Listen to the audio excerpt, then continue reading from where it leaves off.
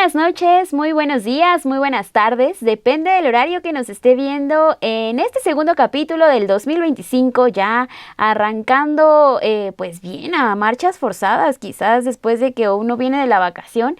Quisiera seguir ahí descansando todavía, pero no. La información nos sangolotea y nos dice, a ver, no, muévanse, porque hay mucho que compartirles a todos ustedes y a las audiencias. Así que muchísimas gracias por estar aquí, Alina, Meme. Y en esta ocasión vamos a tocar el tema después de los 100 días que se ya concretan de que estuvo Claudia Sheinbaum en el gobierno. Siempre los análisis que se dan para ver cómo actuó en distintos temas es muy interesante, pero también ahora, después de que ella da un informe en el Zócalo, un Zócalo que lució bastante lleno, bastante repleto, para escuchar cuáles eran los resultados que había dado la política que ha continuado, porque han continuado distintos ejes desde el sexenio del expresidente Andrés Manuel López Obrador, y es que, como lo hemos dicho, es la transición de un gobierno de izquierda a otro gobierno de izquierda. Las maneras de gobernar son distintas, pero el objetivo creo que sí se ha quedado muy claro, que es primero los pobres, y por ahí también vamos a hablar después de lo que vimos este fin de semana, chicas.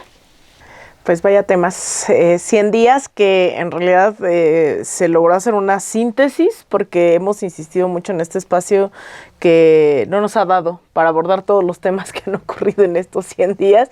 Así que, bueno, yo feliz de entrarle a varios, ¿no? Retos, temas, en el contexto no solo nacional, sino también internacional, ¿no? Este es un mensaje también internacional que pusieron mucha atención desde fuera, me queda claro, y creo que, bueno, hay mucho que desglosar en este discurso de Claudia Sheinbaum. Pues sí, porque estamos a una semana, Meme, de que inicie el gobierno de Donald Trump, a una semana exactamente de que ya esté tomando las riendas una vez más este personaje y empresario estadounidense, y en ese contexto se presenta también el Plan México. Un Plan México, además, que, llega una presidenta, Claudia Sheinbaum. El Plan México, digamos que está consolidando lo que fue el plan de detonación económica que se anunció en la campaña, ¿no? Lo de los polos de desarrollo, el nearshoring, etcétera, que era algo que ya se había trabajado desde la campaña, y para haberlo trabajado en la campaña tuvo que haberse trabajado antes de la campaña. Entonces, al menos el plan en particular viene trabajándose desde hace año y medio. Hoy se consolida con la creación del Plan México, pero algunos lo han visto como una respuesta emergente, o como si hubiera sido una respuesta desesperada por parte del gobierno a la llegada de Donald Trump. Por eso quería insistir un poco en el Plan México. Es la consolidación de un plan de trabajo que se anunció, se presentó desde la campaña, y para haberlo presentado y anunciado desde la campaña tuvo que haberse trabajado desde antes.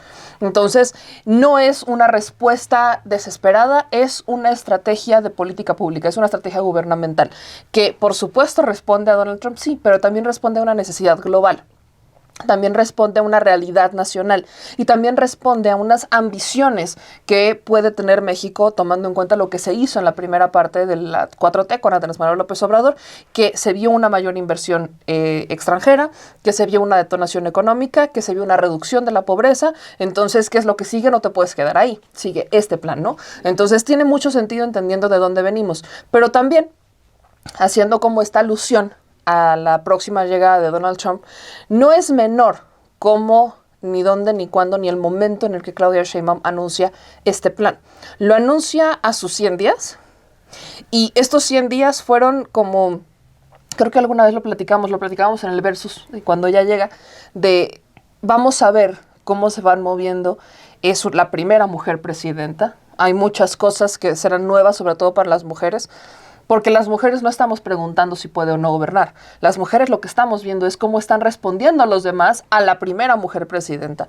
Y antes de las elecciones teníamos la incertidumbre de qué tantos hombres votarían por una mujer, y vimos que votaron muchos hombres. No solo es la primera mujer presidenta de México, sino que además es la más votada después de Andrés Manuel López Obrador. Se responde una primera pregunta. La segunda pregunta es, ¿qué tanto van a aprobar sus decisiones?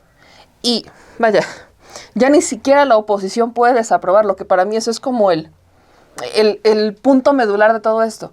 8 de cada 10 mexicanos aprueban la gestión de Claudia Sheinbaum en estos 100 días. Claudia Sheinbaum se mantiene, o México se mantiene lo hizo con Andrés Manuel, que en su momento Andrés Manuel fue uno de los mandatarios con mayor aprobación en el mundo, disputándosela, ¿no?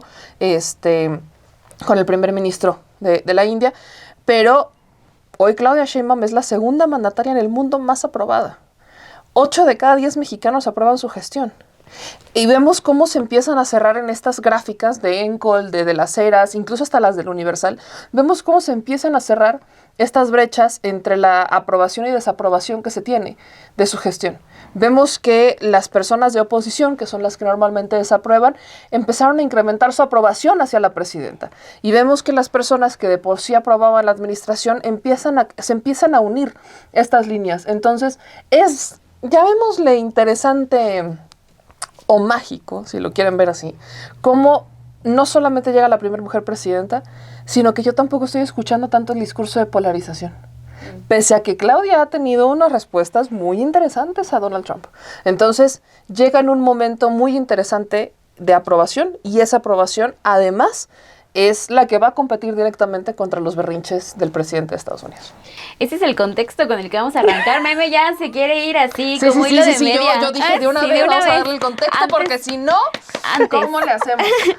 Antes de que te me vayas, Meme, vamos a una pausa para arrancar ya con este análisis. Sí, agarraste bastante monte, pero está bien porque creo que esos datos que dabas también de la aprobación que tiene la presidenta Claudia Sheinbaum es importante resaltarlos, porque continúa con los números del expresidente Andrés Manuel López Obrador cuando dejó la presidencia, estaba también en ese porcentaje de aprobación. Entonces, pues vamos a arrancar con el versus, porque hay mucho, ya escucho, que platicar y compartir con todos ustedes. Dejen sus comentarios acá abajito, también suscríbase al canal de hermano de Sin embargo al aire, Estudio B, si nos encontró, si es la primera vez que nos ve.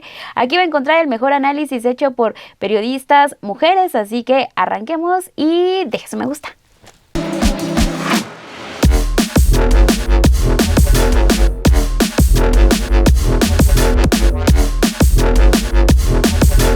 Bueno, pues ya estamos aquí de regreso y como ya escuchamos este primer comentario de Meme, y está muy calladita Alina Duarte.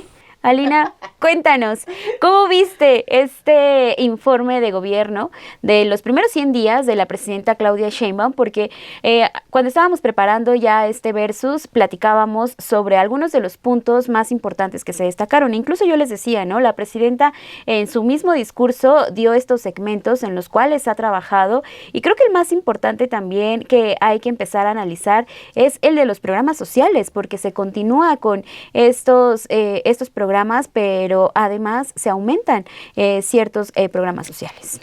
Bueno, primero el informe se da en un Zócalo totalmente lleno. Yo la verdad es que desconocía qué iba a ocurrir, ¿no? O sea, como que no tenía expectativas sobre qué esperar, toda vez que ante la ausencia de un liderazgo como lo era Andrés Manuel López Obrador, era inevitable preguntarse, ¿no?, si realmente la gente iba a acudir a este llamado. A pesar de la popularidad, no necesariamente eso se transforma directamente en movilización popular. Y yo creo que parte de esta continuidad ideológica, política, tiene que ver con esa politización de la gente, que entendió que también no era cualquier momento, ¿no? Yo sí creo que hubo mucha gente ligada a los representantes populares, a los diputados, a los senadores, pero de verdad la cantidad de movilización orgánica, ¿no?, del pueblo fue tremenda. Yo vi a gente que se paraba a platicar y que venía de absolutamente todos los estados de la República, que habían venido en camión, que habían venido en coche, que habían llegado un día antes para aprovechar el fin de semana en la Ciudad de México. Primero eso me llamó mucho la atención, ¿no?, porque creo que hay que estar hablando ya, muchos hablan de ese fenómeno Andrés Manuel López Obrador, pero ya hay una consolidación de un liderazgo también de Claudia Sheinbaum, que ha sido muy firme, muy precisa también en todos los pronunciamientos que ha hecho durante todos estos 100 días. Y que creo que la gente reconoce.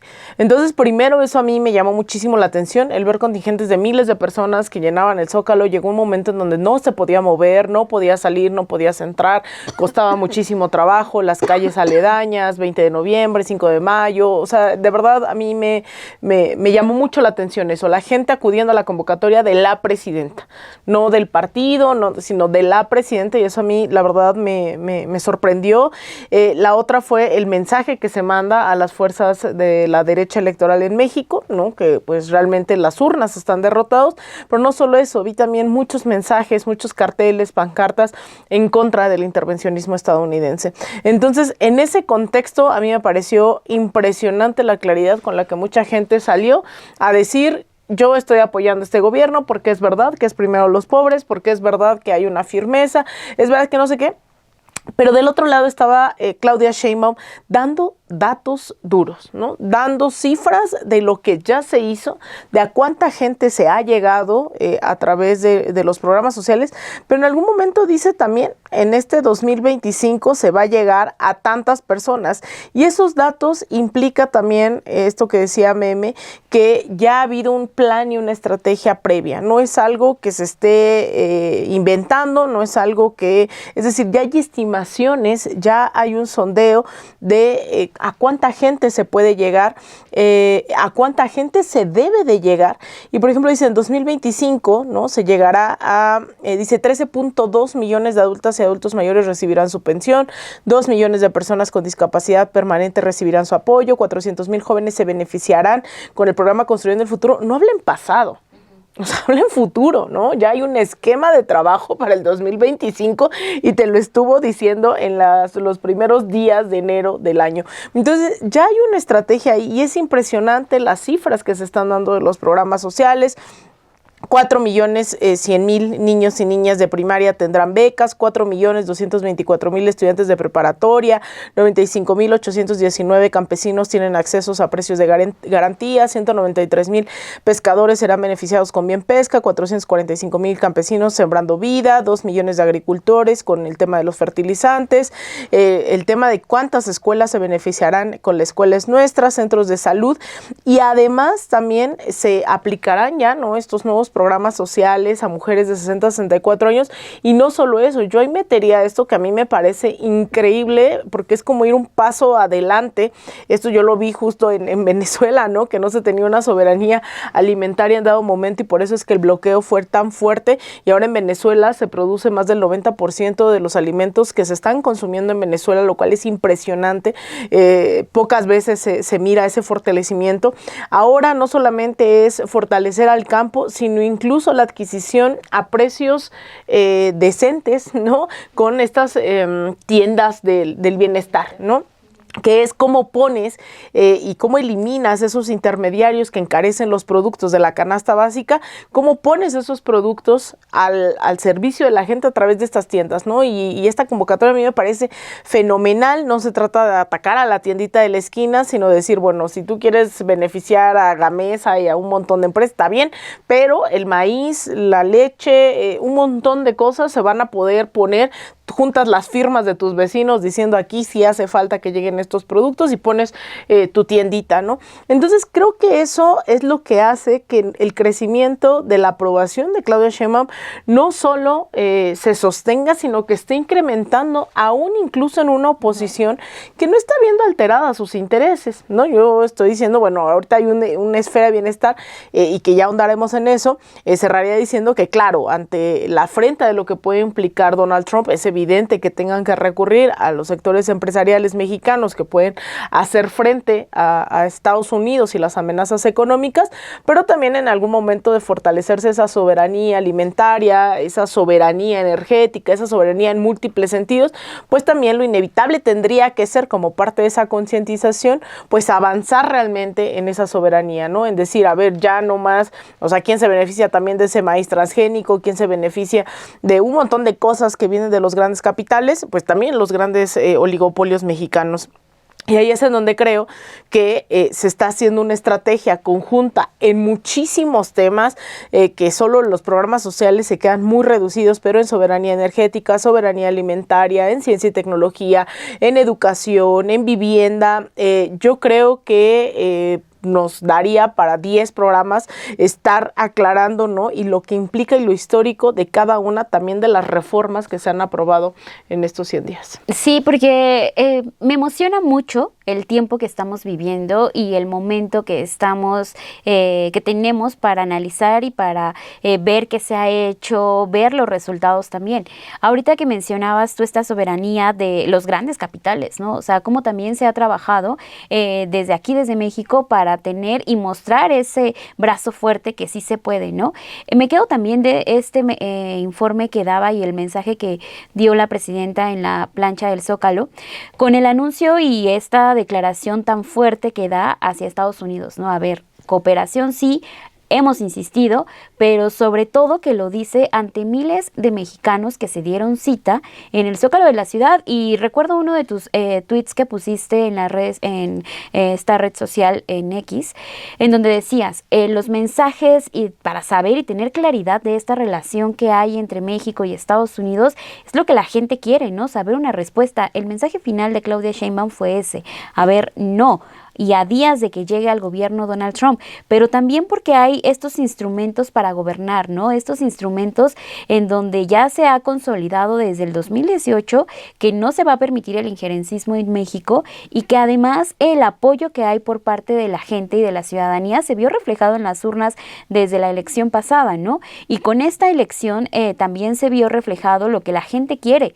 Una de las peticiones que resonaron fue la del Poder Judicial y que también hace énfasis la presidenta, ¿no? O sea, todos los cambios que hemos visto en la Constitución, que es un huracán, ¿no? En iniciativas que sí se aprobaron, que se vieron estancadas en el sexenio pasado con todo este tema de los frenos que había desde la Suprema Corte de Justicia de la Nación.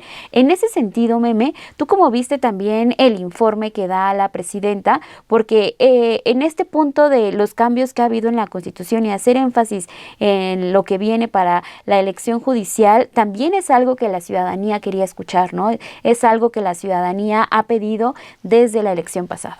Viene un primer paquete de reformas del año, ¿no? Que se va a presentar en febrero, cuando otra vez estemos en periodo legislativo, cuando se inaugure el nuevo periodo legislativo. Y en ese paquete de reformas vendrán las leyes secundarias para los que son, por ejemplo, la reforma judicial. Viene ya también la presentación de una reforma electoral que para mí habrá que hacerle un versus muy particular a esta reforma electoral, porque busca retomar lo que presentó Andrés Manuel en su reforma electoral, que es el reajuste de los plurinominales, tener plurinominales directos, que hay que hacer el recordatorio, no me voy a cansar de hacerlo. Si esa reforma la hubieran aprobado en el 2022, hoy seguiría existiendo el PRD. Se los dejo ahí, ¿no? Yo dejo el dato. Pero bueno, buscan retomar esa reforma electoral y agregarle otro punto, o sea, es un 2.0, que es adiós al nepotismo, que eso va a afectar no solamente a quienes sean legisladores de oposición. Que esa es la primera que viene, ¿no? La del nepotismo. Exacto, es que van en combo, ¿no? La reforma electoral va en combo, porque la antinepotismo va dentro de esta. No puede venir ninguna esposa y esposo, hijo familiar a ocupar un cargo, y eso va a afectar incluso a quienes hoy están en partidos aliados a la 4T. Pensemos, por ejemplo, en la esposa del gobernador de San Luis Potosí, que ella es en este momento senadora. O sea, y pensemos en otros personajes cuyas hijas, hijos, esposos, esposas han estado o han terminado ocupando presidencias municipales en infinidad de cargos y de partidos políticos. Entonces, el anuncio que hace la presidenta es: estoy escuchando las quejas que tenemos en cuanto a los famosos cacicazgos en los municipios que tanto daño le han hecho. Por ejemplo, veamos el caso que no es un tanto nepotismo, el caso de Ecatepec, por ejemplo, con Fernando Vilchis, cómo deja el municipio, ¿no? ¿Cómo dejó el municipio? ¿En dónde se gastó el dinero? ¿En dónde está el dinero? Preguntas que hoy no tenemos. ¿Y por quién estaba postulado Fernando Vilchis? Por Morena. Y quería ser incluso hasta gobernador del Estado de México, ¿no? Entonces, son varios puntos que están ahí en el mensaje de la presidenta. Pero en el que este momento está tomando quizás mayor poder es el económico. Cuando la presidenta, junto con el Plan México, anuncia que es a largo plazo, en 6 años, dejar a México dentro de las 10 economías más fuertes, o sea, que se queden las 10 economías más fuertes del mundo, es ambicioso. ¿Y cómo lo vas a lograr? Pero al mismo tiempo anuncia este plan de soberanía alimentaria, el dejar de importar frijol. Algo que a nosotros nos ha afectado mucho es la importación de maíz. ¿Y qué pasa? No solamente somos un país productor de maíz e importamos maíz. Es una de las mayores incongruencias que hemos tenido en México, de las tantas que existen. Así como en su momento el petróleo, ¿no? Lo que se hizo en su momento de yo tengo petróleo y entonces en vez de refinarlo y llegar a la producción, lo cual me va a ahorrar gastos, yo te vendo petróleo y te lo compro refinado más caro. No, tampoco tenía sentido, pero forma parte de esas políticas neoliberales que, lejos de pensar en un fortalecimiento, sobre todo de sectores estratégicos, como son los energéticos y el alimentario, te vendían todo, ¿no? Es de simplificar procesos y, además, evitaban sus responsabilidades.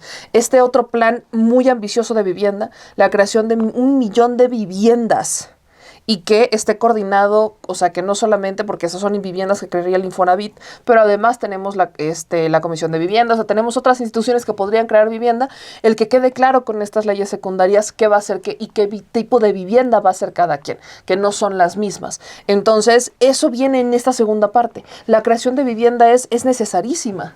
¿Cuántas viviendas no se han construido? Pero no solo eso. Recordemos lo que pasó con el Infonavit, ¿no? Lo que nos estaban informando apenas ahorita, que ni siquiera el Infonavit tenía poder para decidir dentro del Infonavit. ¿Quiénes decidían? El patronal y el sindical. Y el patronal y el sindical, sobre todo el peso recae en el sindical de esta crítica, porque el sindical nunca vio por los intereses de los trabajadores. Jamás le interesó. Y el sindical, ¿cuántos años lleva? Lleva 40 años siendo líder sindical. ¿Y cuántos años lleva? Perdón, pero nunca es, o sea, el pensar que el Infonavit no debería de tener una decisión o no debería de tener poder de decisión es algo que no debería de estar ni siquiera en el cuestionamiento. Sobre todo cuando estás viendo que los intereses que sí han tomado decisiones han votado hasta por la opacidad. No han querido que sea transparente. Entonces, viene este segundo piso de esa transformación. Ese es el mensaje que da la presidenta de estas certidumbres de vamos a construir vivienda y va a ser vivienda social y va a ser vivienda digna. Y además, para, por ejemplo, pensemos en los jóvenes que salen de sus ciudades y que se van a otras por estudiar. ¿En dónde van a vivir? Bueno, ahí tienes también una oportunidad de renta con posibilidad de compra, ¿no? De cómo le vamos a hacer. Vienen todas estas viviendas jóvenes, que aparte son programas que se van a hacer en fusión con programas de la ciudad, por ejemplo, Ciudad de México, etcétera. En donde el gobierno del estado pone una parte y el gobierno federal pone otra. Vienen todas estas fórmulas. Es el anuncio de lo que viene en 2025 y lo que se proyecta de aquí a 6 años, ¿no? Que acabe su administración. Pero creo que lo que en este momento ha generado mayor eco es Trump. Hace unas horas Trump estaba anunciando que va a crear su oficina de recaudación exterior. Sigue con su amenaza. Sigue con la amenaza, ¿no? La oficina de recaudación exterior. Ya no es el voy a imponer los aranceles a México, es ahora voy a crear una oficina de recaudación exterior porque todos los países allá afuera se han hecho ricos con nosotros. Entonces ahora voy a ir a recaudar ese dinero. Y todo el dinero que Estados Unidos ha hecho con otros países, ¿en dónde queda? Y todo el dinero que Estados Unidos ha hecho a costa de los recursos naturales de otros países, por ejemplo, México, ¿en dónde queda? Y todo el dinero que Estados Unidos ha hecho con la mano de obra mexicana, ¿en dónde queda? Entonces viene esta lucha no solo de narrativas, sino también en fortalecer esa soberanía interna. Porque ante los berrinches de Trump, no podemos estar esperando si hoy amanece con ganas de imponer aranceles o si mañana amanece con ganas de cerrar fronteras, aunque sabe que le impacta mucho más a Estados Unidos. No sabemos con qué amenaza decida despertar un día y el otro no. Y el fortalecer la soberanía, el consumo y la producción interna, independientemente de tener relaciones con otros países, es necesarísimo. No por los berrinches o no de un presidente, sino por una situación estratégica, por política, por soberanía, por defensa del territorio, coordinación, colaboración total, no solo con Estados Unidos, sino con el mundo entero. Sí, globalización, pero ¿hasta dónde? ¿No? Porque también en esa globalización o en ese entendido de las políticas neoliberales, ¿a quién se olvidó? Al pequeño productor, se olvidó al campesino, se olvidó a la persona que tiene su pequeña parcela y que para poder venderlo prefiere o malbaratarlo o regalarlo porque se le va a echar a perder el aguacate, la naranja. Entonces, en este sentido, tienes que pensar en ellos, que forman parte de la mayoría poblacional en México. Entonces, no puedes solamente hablar como una respuesta a los berrinches, sino entender que estas cosas han faltado, que quedaron completamente fuera y que forman parte de un plan integral de hacia dónde tiene que ir México. Sí, creo que también lo que vimos este fin de semana con el informe, muchas muchas veces estamos acostumbrados a escuchar, ¿no? El mensaje que da el político, los resultados que está presentando, y poco volteamos a ver a las personas, lo que están opinando, lo que están diciendo. Y ese domingo la gente que asistió, ya decías ahorita, Lina, ese domingo la gente asistió, pero con la intención de escuchar los resultados de un gobierno que le ha dado eso, ¿no? Desde el 2018, un gobierno que sí ha procurado cumplir cada una de las promesas que ha dado en campaña, no salirse de eso, a lo mejor sí salirse, pero para aumentar cosas, para ir por ese camino, y no tanto para cambiar el discurso, como lo hizo en su momento Felipe Calderón, ¿no? Que Felipe Calderón nunca dijo que iba a lanzar una guerra contra el narcotráfico, y 3 doritos después ya estaba lanzando una guerra contra el narcotráfico, y era un resultado totalmente distinto, ¿no? A lo que se había dado. Y en esta ocasión con la presidenta Claudia Sheinbaum, escuchar a la gente decir no solamente las personas que asistieron al Zócalo, sino también todas las demás personas que tú te encuentras en la calle, que tú platicas con ellos y les preguntas cómo les ha beneficiado las políticas que se han implementado desde 2018, y ellos tienen una visión completamente distinta, que el gobierno ha trabajado para ellos, ¿no? Que se ve ese respaldo que hay de las 36 millones de personas que salieron a votar por Claudia Sheinbaum en el 2024 y que ahora están viendo reflejado su voto y que están diciendo sí, la democracia existe, ¿no? Sí puede haber este cambio totalmente distinto a lo que han estado opinando distintas personas diciendo que no, que la democracia no existe, como es el caso de Ernesto Zedillo, que salió también a decir que no había espacio para la democracia aquí en México, ¿no? Entonces, tomando en cuenta estos resultados y escuchando también a la gente estar contenta también de una respuesta que hay para ver cómo van a ser las relaciones con Estados Unidos, y en el contexto también en el cual ya estamos a pocos días, a 6 días de que ya llegue una vez más Donald Trump al gobierno, vemos que se presenta un Plan México con el cual también ya se ha delineado cómo es que se va a trabajar en este segundo piso de la Cuarta Transformación. No se puede trabajar de la misma manera en que lo había hecho el presidente López Obrador, simple y sencillamente porque son 2 personas distintas que están en el poder, y porque la visión sí es una misma visión, un mismo proyecto, pero las maneras que lo vayan a trabajar es algo totalmente distinto, que se va a dar el sello de cada persona. Al menos con lo que veo con esta presentación del Plan México, y sí, atendiendo también a cada una de las respuestas después de las amenazas que suelta el presidente electo estadounidense, es pensar también en la prosperidad compartida. Es pensar en un proyecto que la misma Claudia Sheinbaum empezó a anunciar previo a que llegara al poder, ¿no? Ya lo decías al inicio de este programa, Bebe. E íbamos por el mismo sentido, porque recuperé algunas de las frases que soltó Claudia Sheinbaum, por ejemplo, en campaña. En 2024 ella dice: tenemos que tener una mínima planeación que nos permita decir en dónde van a ser las inversiones, cómo las vamos a hacer, de tal manera que el desarrollo no solo sea medido como crecimiento del Producto Interno Bruto o como una inversión extranjera directa con los grandes valores macroeconómicos, sino también cómo construimos bienestar, y por eso hablaba de la prosperidad compartida. Esto lo dice en campaña. Después, cuando ya viene esta transición, que también eso es algo histórico que vimos en nuestro país, como también ella comienza a ocupar estos meses previo a que llegue al poder para empezar a planear y a delinear el eje, vuelve a hablar de la prosperidad compartida, y ella dice: no puede haber prosperidad si solamente unos cuantos prosperan. Tiene que haber prosperidad para todos y particularmente para quienes menos tienen. El desarrollo económico debe ser incluyente con bienestar. No se trata solo de crecimiento económico o inversión extranjera directa, sino de desarrollo compartido. Si vimos en el 2018 a 2023 que termina el presidente Andrés Manuel, 2024, perdón, que termina el presidente Andrés Manuel López Obrador, ahí se sientan las bases de pensar que sí hay una política que apoye a primero los pobres.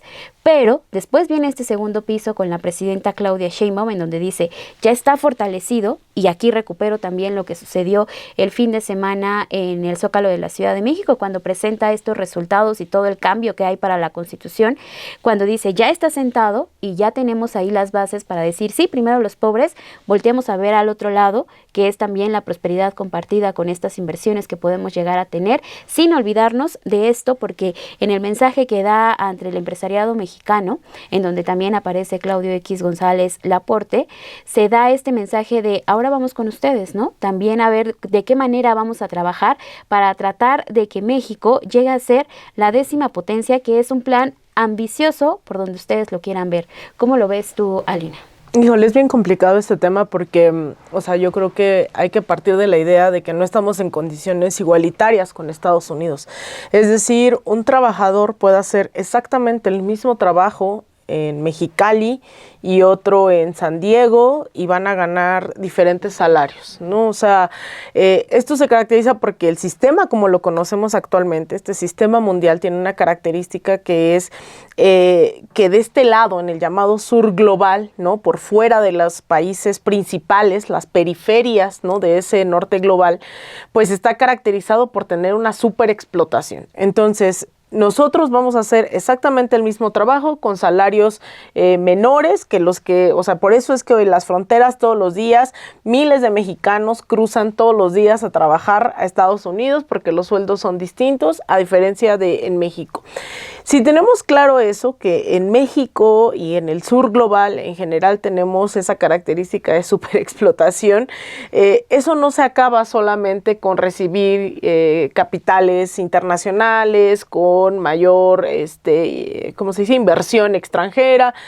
Hay otras cosas que se tienen que cambiar, pero que se entiende que ahorita con la situación que se vive específicamente con Estados Unidos, con quien tenga que cerrar filas, Claudia Sheinbaum, son con los capitales nacionales, ¿no? Que también explotan a la clase trabajadora, eso hay que tenerlo también muy claro, pero que son los capaces, son aquellos que pueden enfrentar directamente una situación de bloqueo, de aranceles, de ataques directamente que vienen de Estados Unidos. Yo creo que digamos, no es como que se tenga mucho a dónde hacerse, ¿no? O sea, creo que la ruta ahorita es esa.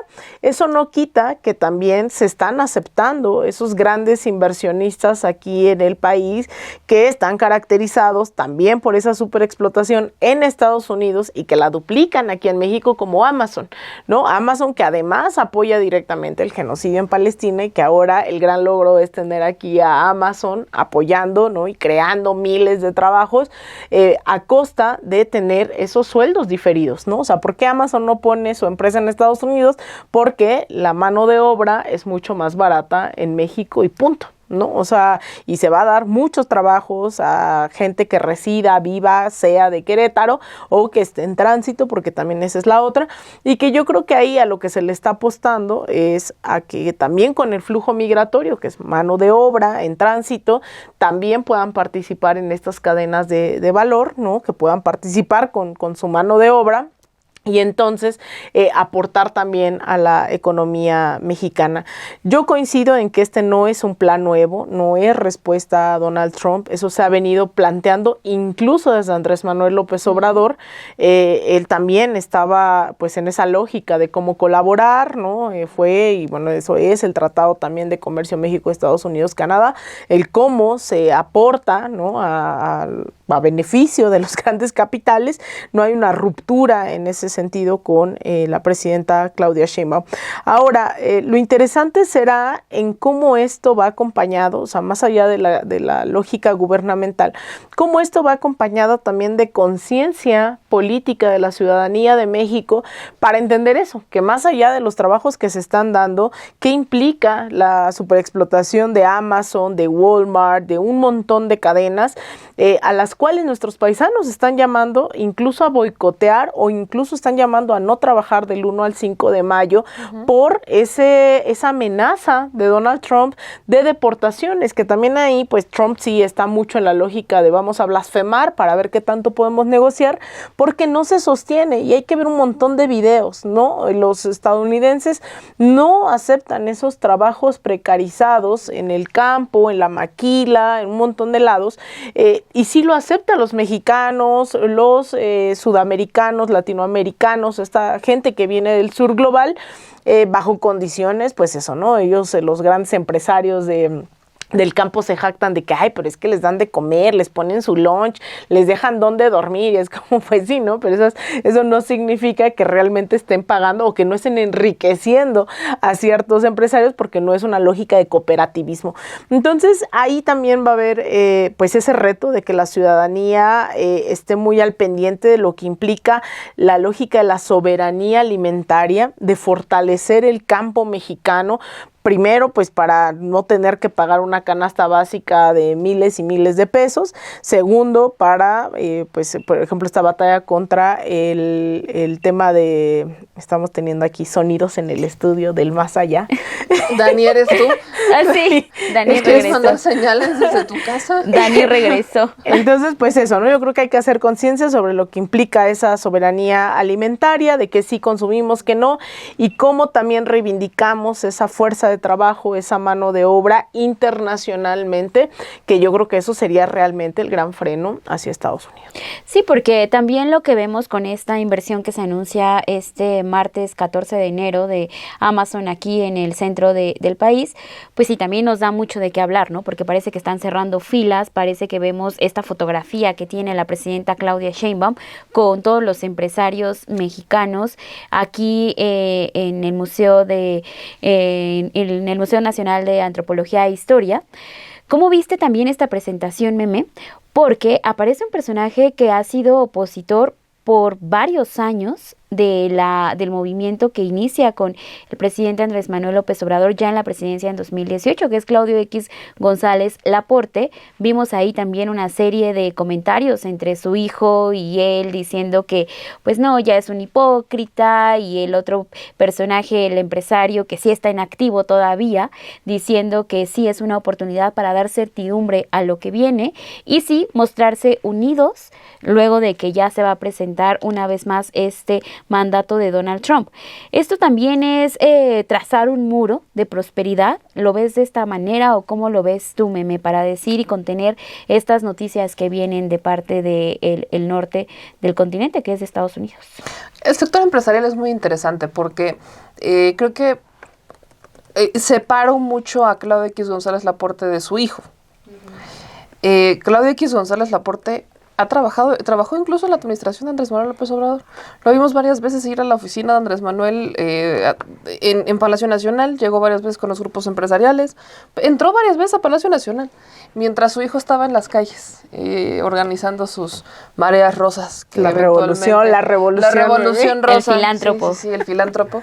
Es que es muy fácil ser el filántropo con el dinero de tu papá, claro. Pero bueno. Por eso digo el activo, ¿no? Que todavía está. Sí, claro, por supuesto. El otro está jugando a ser de la sociedad civil. Sí, es que, ¿sabes qué es lo interesante? Que ya ni siquiera en la oposición lo quieren.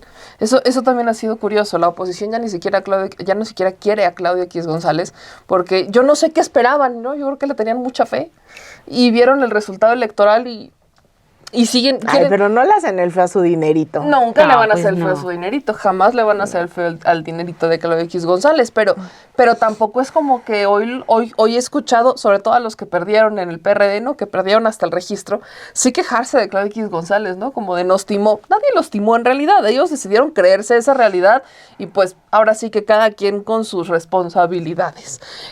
Deberían de tener más responsabilidad por las decisiones que toman.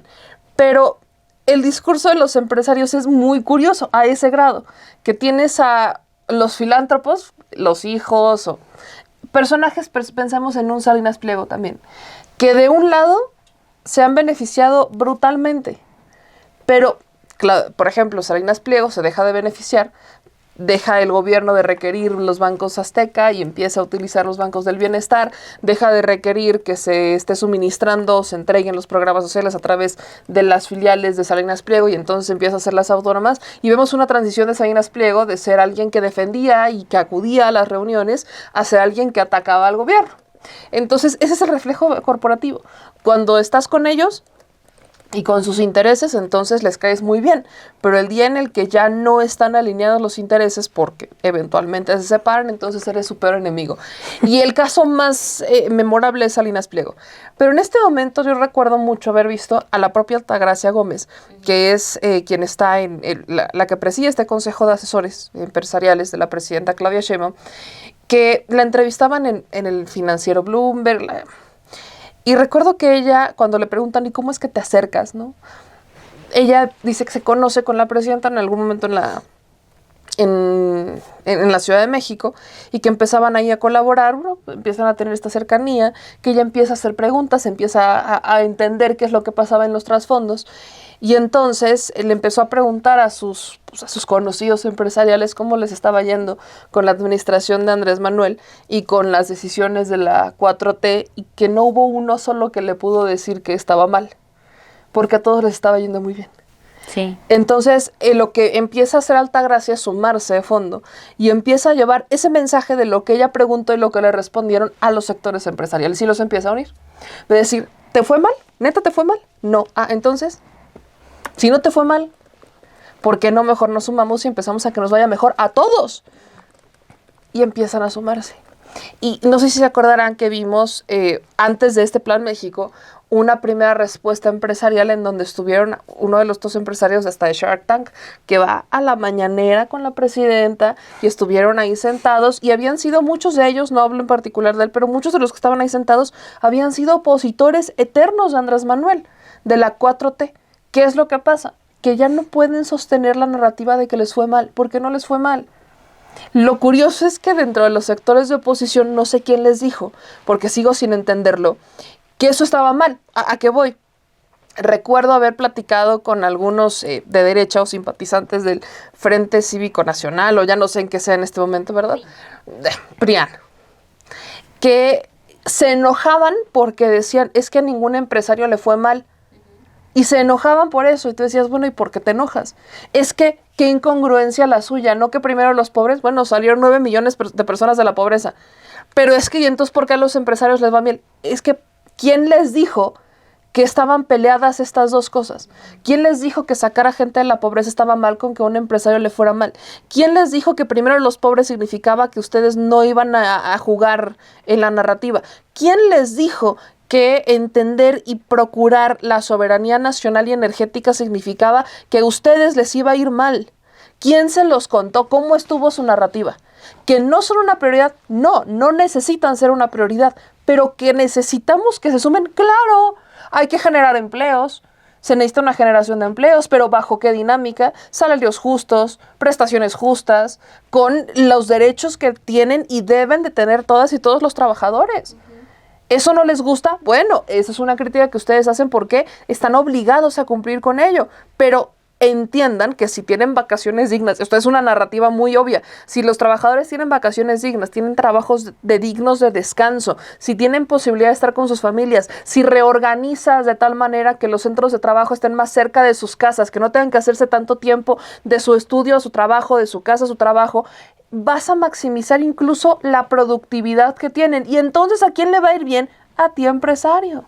Porque si son más productivos te va bien, pero el que sean más productivos no quiere decir que tengan que sacrificar tiempo de vida, no quiere decir que tengan que sacrificar su bienestar. Y esa es una narrativa con la que está trabajando en este momento, porque los polos de desarrollo van hacia ese punto, de decir, vamos a reorganizar los sectores de tal manera que todos tengan salida, pero que las empresas que necesitan agua se vean a lugares donde pueden usar agua. Pero ¿bajo qué narrativas? Que utilicemos la regeneración de energía, renovables, etcétera, para no consumirnos toda el agua. No que se vayan a lugares donde de por sí no hay agua, solamente porque están cerca de la frontera. Y entonces dejas a la gente sin agua y les metes N cantidad de aguas negras del Imperio Yanqui para que la consuman en vez de consumir agua. Entonces, cuando empiezas a ver que el primero los pobres, que vamos a sacar y la prioridad es la gente que más lo necesita, no está peleada con los intereses y las ganancias incluso de los empresarios, entonces se deja de satanizar lo que es la 4T. Se deja de satanizar, se entiende hacia dónde va. Y qué es lo que creo que hay uno de los perfiles más importantes ha sido Altagracia. Como en esa labor es una mujer muy joven, que viene de una familia de empresarios, que además Minsa, ¿no? Tenemos que hablar sobre el maíz, la importación del maíz, cómo trabajamos maíz transgénico, no transgénico. Vienes con toda esta dinámica y vienes a llevar ese mensaje de decir, no tenemos por qué estar peleados. ¿Les fue mal? No. Entonces, ¿por qué no mejor nos va bien a todos? ¿Les conviene a ustedes? ¿Le conviene a México? Y ahí empieza esta unión. ¿Qué es lo que ha generado? Que sigas teniendo una oposición desarticuladísima. Porque claro que vas a tener empresarios radicales como un Salinas Pliego y otros más, Claro que ahí van a estar. Claudia X González, que no quiere ver Claudia las X cosas. González, ahí los vas a tener. Salinas Pliego, Claudia X González, ahí los vas a tener. Pero ¿qué pasa con el papá de Claudia X González? ¿En dónde está? Por más que Azucena Oresti le quiso picar y le quiso picar, ¿qué respondió el papá de Claudia X González? La Ahorita foto. no, joven. Ahorita no, joven. Ahí luego. ¿Qué es lo que, o sea, quiénes, o sea, los dones del dinero están peleados con el gobierno? No. ¿Podrán tener diferencias? Claro que las tendrán. Pero ¿les fue mal? No. ¿Nos puede ir mejor a todos si todos ponemos nuestro granito de arena? Sí. Y ahí también se refleja, viene este mensaje reflejado con la aprobación de la presidenta. ¿Cómo es que hoy llegamos a un punto donde la presidenta tiene un 80% de aprobación, donde 8 cada 10 mexicanos aprueban su gestión, incluidos quienes son opositores a su gobierno? Viene como, se van uniendo todos estos puntos. Entonces creo que es hacia donde vamos. El PAN, están como buscando, escuchaba a un Jorge Romero en entrevista decir que ellos van a estar en la calle y que no los subestimen. Está muy padre. Ok, todavía gobiernan Aguascalientes, gobiernan Guanajuato, pero ¿qué pasa con, por ejemplo, la gobernadora de Guanajuato? ¿Cuántas veces se ha reunido con la presidenta? ¿Cuántas veces o sea, volvemos al punto, colaborar, coordinarse. De eso se trata todo. ¿Quieren que le vaya bien a la gente? Adelante, vamos a demostrarlo. Pero si no son capaces ni siquiera de articular una narrativa o un plan de nación, van a seguir perdiendo y lo seguirán haciendo. No porque el gobierno tenga un aparato estatal a través de los programas, no, sino porque ellos no tienen nada que ofrecer. Y eso es lo mismo que pasa con los sectores empresariales o estos corporativos, no tienen nada que ofrecer. Si van con una narrativa como la de Salinas Pliego de decir, es que ya no tenemos que pagar impuestos, ¿por qué no tienes que pagar impuestos? Con tu filantropía, entre comillas, no estás resolviendo ningún problema, estás ayudando. Sí, nadie dice que no, pero ¿resuelves problemas? No los resuelves. Entonces, ahí en donde entra este juego, esta narrativa de decir hacia dónde vamos, qué queremos, bueno, vamos a unirnos. No es una lucha, no tenemos por qué estar peleados, nunca nadie les dijo eso, pero también es algo muy cierto. Si ustedes dicen mentiras, no les vamos a aplaudir, les vamos a dejar que las sigan diciendo. Al contrario, va a haber una contranarrativa, va a haber una respuesta. ¿No les gusta la respuesta? Ni modo, ¿no? No van a tener la razón siempre. Hablabas ahorita de el papel que ha jugado Altagracia Gómez y me parece que ha sido un rol muy interesante porque sí ha tratado de desmitificar todas estas ideas que se han planteado, ¿no? Hace un momento también yo hablaba de las declaraciones que daba Ernesto Zedillo, cómo la presidenta le responde desde el Zócalo de la Ciudad de México. Después, el lunes 13 de enero, también le responde, le termina diciendo, a ver, ¿tú qué hiciste, no? ¿Cuáles son los resultados que diste cuando estuvieron cada uno de ustedes, en específico Ernesto Zedillo, en la presidencia de la República? Luego viene el comentario que también hace Altagracia Gómez cuando hace este llamado a los empresarios mexicanos al presentar el Plan México, y ella dice que muchas veces otros empresarios justo le han preguntado por qué es tan optimista en el tema económico de nuestro país, y ella dice, ¿cuándo ha sido fácil? Para luego proceder a respuestas también que hablaba de los diferentes retos que ha tenido para lo que ha enfrentado México en los sexenios anteriores. Ya veíamos también, y recuerdo el Radicales de esta semana, del domingo que se estrenó, en donde Alejandro Páez Varela hacía un análisis de qué había pasado en los primeros 100 días de los gobiernos, por ejemplo, de Ernesto Zedillo, de Carlos Salinas de Gortari, de Felipe Calderón, de Vicente Fox, qué habían hecho ellos y qué resultado habían dado. Creo que también eso es parte de lo que decía Altagracia Gómez este lunes al momento de decir, a ver, nunca han sido las condiciones mejores que ha tenido México hasta ahorita, ¿no? México se encuentra en un momento de estabilidad económica, de sí estar volteando a ver a este sector de la sociedad que por muchísimos años no habían volteado a ver y que solamente se habían quedado en estas cúpulas, ¿no? Cambiando la mentalidad también para el empresariado. Los planes que tienen a corto y a largo plazo con este Plan México, sí, como les decía, suenan muy ambiciosos y suena que México se va a convertir en la potencia, pero ¿a qué costo, no? También y viendo hacia el futuro. Hace un momento decía Alina, el informe de la presidenta Claudia Sheinbaum fue sí para anunciar qué se había dado en resultados en estos 100 días, pero sobre todo para pensar qué vamos a hacer con esto que tenemos, ¿no? En un futuro. ¿Cómo ves el futuro también de este gobierno?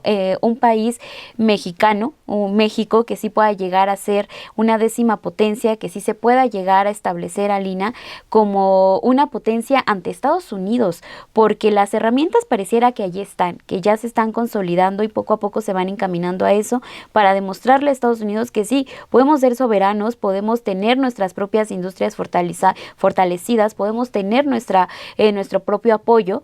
¿Cómo ves esa cara que le está presentando la presidenta Claudia Sheinbaum al nuevo gobierno entrante de Estados Unidos? Y pues ya casi para finalizar también este versus, porque estamos en la recta final que se me ha pasado muy rápido. Bueno, primero yo creo que tiene que ver con cómo nos imaginamos, ¿no? Ese México que queremos y si estamos yendo hacia allá. A mí me parece que no hay que olvidar que aún con la disminución de la pobreza, aún hay millones de pobres en este país, sí. Aún hay desigualdad, aún hay concentración de las riquezas en números que dan miedo también, ¿no? O sea, ¿qué estamos entendiendo por desarrollo? Creo que mucho insistió el Banco Mundial, ¿no? A través de estos programas de ajuste estructural en la década de los 80, el Banco Interamericano de Desarrollo, en cómo se miraba ese desarrollo. Y el desarrollo que ellos proponían a través de estos ajustes, a través de estas políticas económicas en estas décadas, sobre todo en el liberalismo, ya entrado en los 90, sobre todo en México, en mediados de los 80, tenía que ver con que desarrollo era sinónimo de cuántas transnacionales podías poner, ¿no? Y entonces era el gran escándalo de ya llegó McDonald's, ya llegó Walmart, ya llegó Starbucks. Eso era la lógica de desarrollo, ¿no? Que se compartía dentro de la región, y lo único que hicieron estos organismos internacionales, el Fondo Monetario, el Banco Mundial, el Banco Interamericano de Desarrollo, fue garantizar las condiciones para que estos grandes capitales pudieran estar en todos lados. Entonces tú vas a Chile, tú vas a Argentina, tú vas a Perú, tú vas a un montón de lados y encuentras un Starbucks, encuentras un Kentucky, encuentras un montón de estas. Eso era la noción de desarrollo. Si estamos pensando en desarrollo como sinónimo de beneficio de los grandes capitales, a mí me parece que no es el horizonte que tenemos que estar construyendo y que todavía hay muchos retos en ese sentido.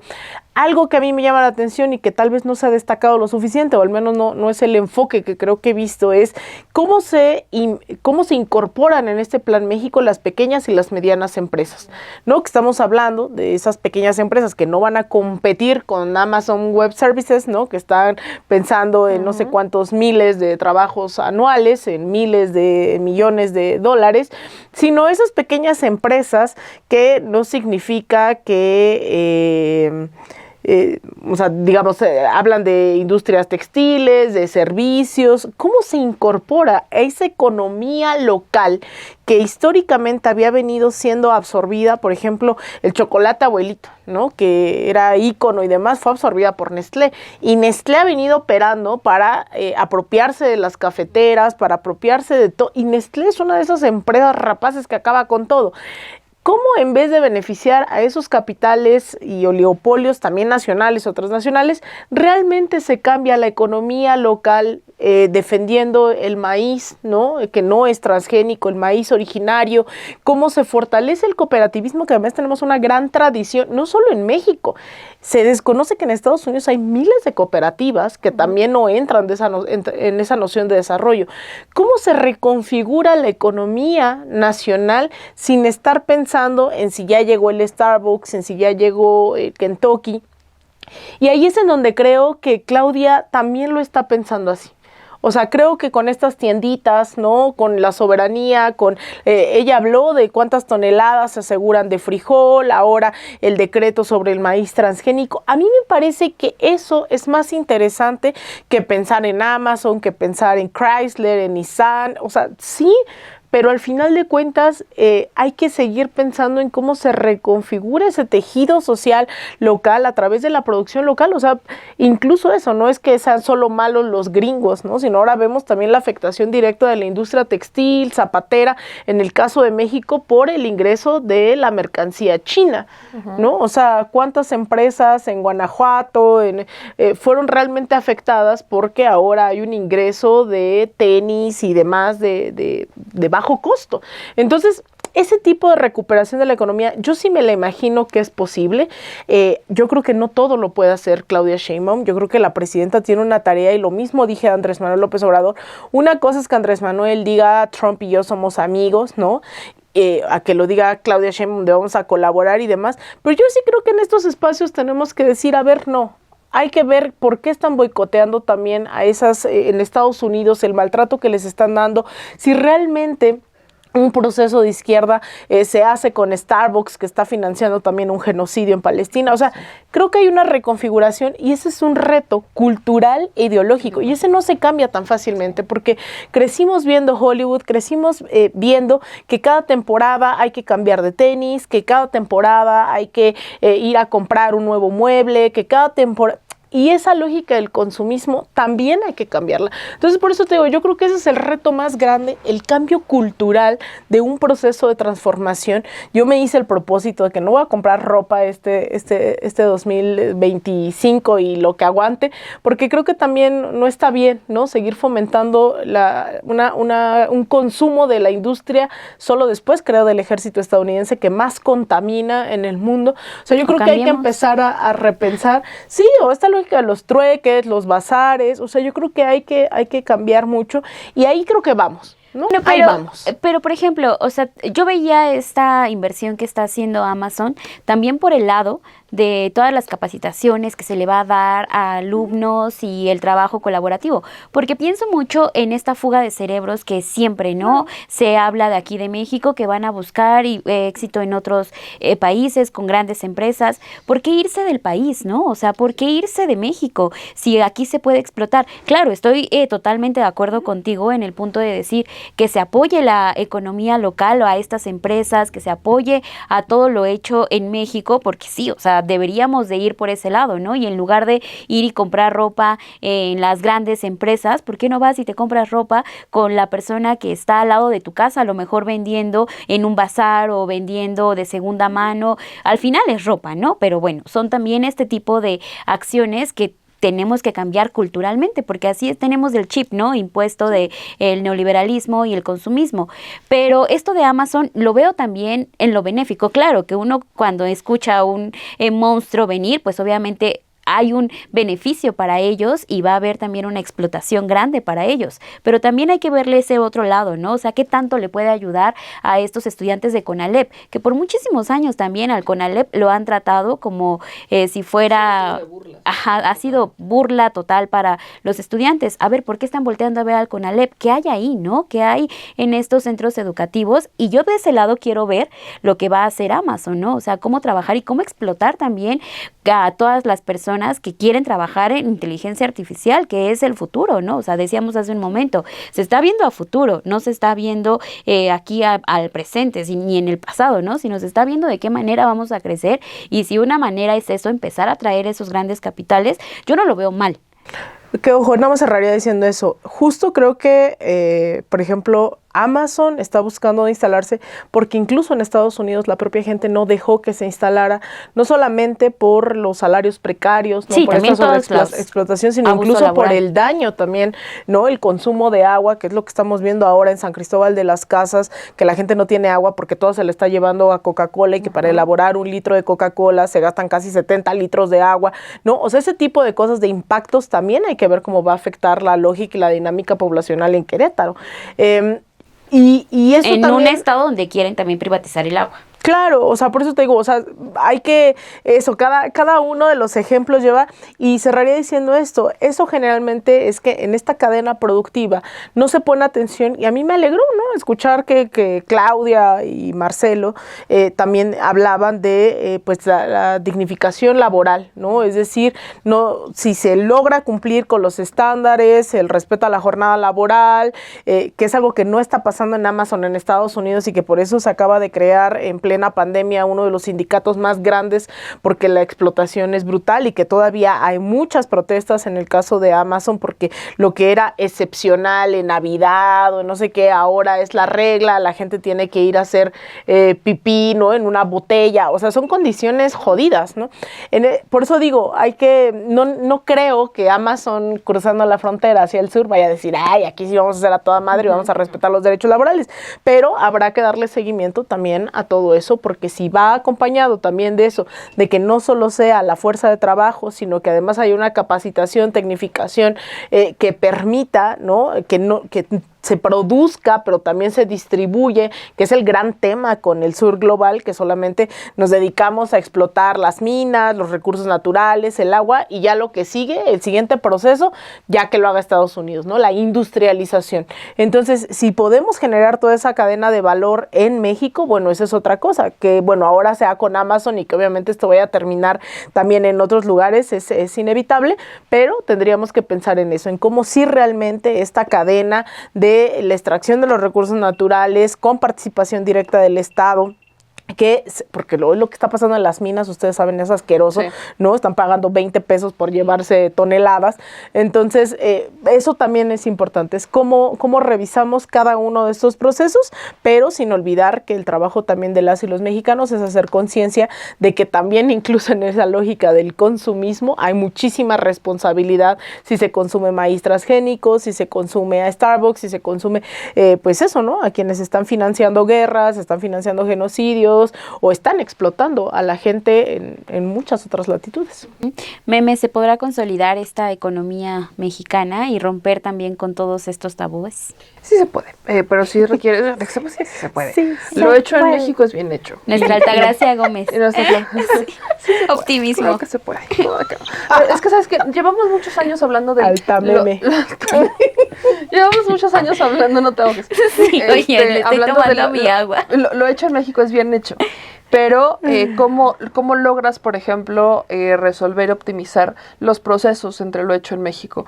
Por ejemplo, luego ves piezas hechas en México que son mucho más caras que las que no lo son. Y viene otra vez la lucha con la importación china, ¿no? Que la importación china lo que está haciendo es comerse al mercado porque el proceso de lo hecho en México es un proceso artesanal. Es un proceso hecho a mano donde no tienes la cantidad de personas haciendo todos los pasos del proceso, lo cual podría simplificar o acelerar los procesos y eventualmente tener un impacto menor en el costo final del producto, versus lo chino, que tiene una mano de obra gigantesca, que utiliza otro tipo de materiales y que termina pareciéndose muchísimo, pero la calidad es lo que cambia. Entonces, tenemos que hacerle esa inversión. ¿Y en dónde está la mayor cantidad de inversión? En el recurso humano, en la capacitación del recurso humano, en la profesionalización del recurso humano. Hay un sector aquí en México que tiene años estando muy precario y en estos tiempos es muy necesario, el de los programadores. El sector de programadores en México, por ejemplo, en grandes empresas que son tecnológicas en México, lejos de utilizar programadores mexicanos, van y contratan programadores en Turquía, programadores en India, programadores en China, porque tienen procesos de profesionalización muy distintos y llevan años teniendo esas experiencias, cuando aquí en México ves a las universidades que te enseñan programación y su método de enseñarte programación es conectar una computadora, y ver que de tal manera, o sea, empezamos tarde quizás en México en el sector de programación, cuando hay muchas empresas tecnológicas aquí en México, hay muchas startups, hay muchas empresas que los emprendimientos podrían acelerarse teniendo programadores mexicanos. Entonces es un sector que ha estado buscando meterse muchísimo de cómo traer lo que hacen en Silicon Valley, pero hacerlo aquí en México para los procesos mexicanos. Y ese tipo de procesos también podría ayudar a lo hecho en México, a la distribución de lo hecho en México. Pensemos en, no sé, en una red social hecha por México. Pensemos en un Amazon hecho en México. Pensemos en otras empresas que podrían también competir con estas ya superposicionadas a nivel mundial en lo hecho en México. Un mercado libre hecho en México. Pensemos en ello. De que se puede, claro, pero ¿qué necesitas invertir? En el recurso humano. Y de ahí vienen estos bachilleratos tecnológicos y de ahí viene esta profesionalización de los sectores, en donde justo a tus polos de desarrollo les vayas poniendo estos, a apostarle a la educación media y superior, apostarle a esa profesionalización. Hay un plan que para mí es de los más ambiciosos, que es el de tener de aventar otro satélite, tener otro satélite, el satélite mexicano. Y ¿Y qué necesitas? Tener una misión mexicana. ¿Cómo? Un satélite. Un satélite y tener una misión mexicana que se vaya a la luna. Sí. ¿No? Ya sabes, ¿no? La luna y el satélite, todo esto. ¿Tenemos astronautas mexicanos? Sí. ¿En dónde trabajan? En la NASA. En la NASA. ¿Por qué no tener la NASA mexicana? Eso es a lo que se le está apostando. Para mí es de lo más ambicioso. Y creo que es de las últimas cosas que veremos en la administración de Claudia Sheinbaum. Pero es de Sí, lo es más que lo ambicioso. vemos, porque yo sí creo que ese Yo tipo no lo de sé. proyectos pueden ser incluso más largos. Es que yo creo que el inicio sí lo veríamos con Claudia y ya el desarrollo se vería hacia adelante. Pero yo no creo que Claudia se vaya a ir sin tener su misión mexicana y sin tener el desarrollo de la misión mexicana, porque ya tenemos a Kat, ¿no? Que ella estuvo en la NASA, pero ella dijo, yo no me vuelvo a ir si no me voy con gente de México. Entonces, el voltear a ver hacia México, el voltear a ver hacia adentro, no te excluye del mundo, ¿no? Creo que México tiene mucho que darle al mundo, pero ¿cómo le vas a dar al mundo si tú no mismo reconoces lo que tienes dentro? El consumo interno, la producción interna, el fortalecimiento interno es estratégico incluso dentro de la globalización. Entonces, ¿de qué es posible? Sí lo veo posible, pero también es una suma de muchas voluntades. No es solamente lo de la presidenta, no es solamente la chamba de la presidenta, es del gabinete secundario, de los secretarios, de la ciudadanía, de los empresarios, de la famosa sociedad civil, de las universidades públicas. Es una suma de todos. Y aquí el punto es, ¿cuántos de ellos van a dejar esas ambiciones personales que nada tienen que ver con el desarrollo del país y más con su desarrollo personal y el de su cartera? ¿Cuántos las van a dejar a un lado para pensar en grande? Esa es la pregunta que yo dejaría ahí. Sí, y yo nada más quisiera cerrar diciendo, o sea, creo que lo que vemos también en estos 100 días, bueno, ya pasaditos los 100 días de la presidenta Claudia Sheinbaum y con estas presentaciones que hace y después de esta plática que hemos tenido aquí en Versus, pienso mucho en el perfil de la presidenta Claudia Sheinbaum.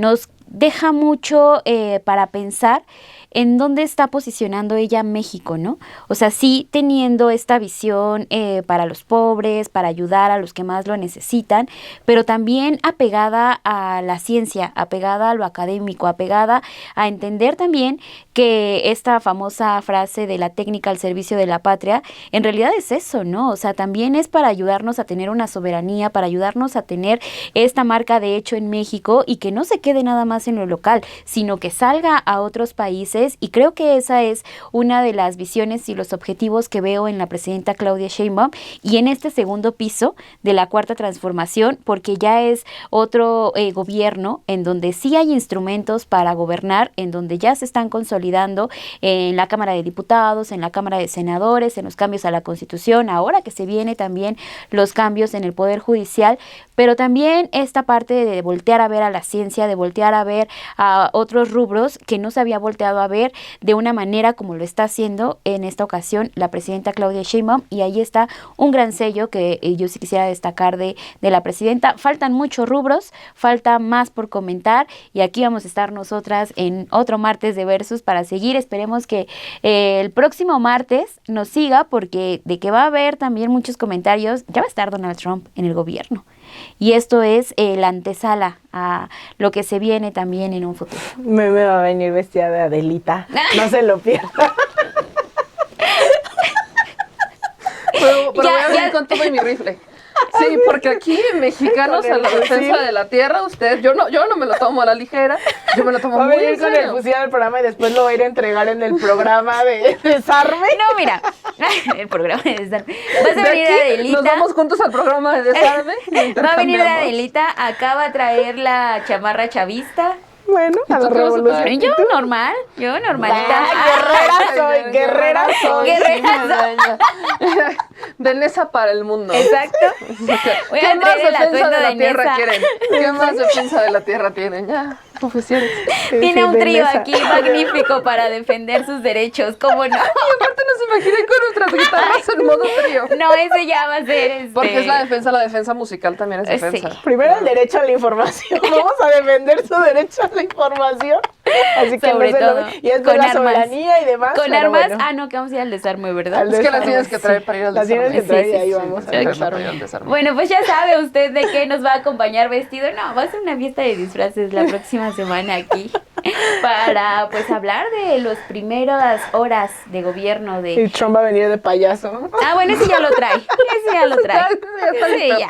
Ya está listo, ya está. Sí. Mucho de qué hablar el próximo martes. Mucho, va a haber me queda mucho de claro. qué hablar. Vamos a ver qué pasa porque los días han estado moviéndose en cuestión de información y ya viendo cómo se va a todo acomodar para la llegada de Donald Trump. Así es que aquí vamos a estar nosotras. Muchísimas gracias por haberse quedado hasta el final de este Versus.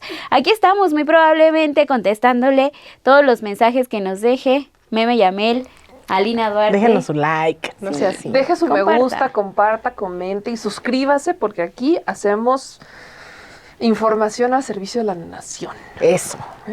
Ya, el lema de Versus, información Información al servicio de la nación. Que pasen Sin excelente fronteras. noche. Anda. Que pasen Saludos, excel- Trump. Bye. Chao.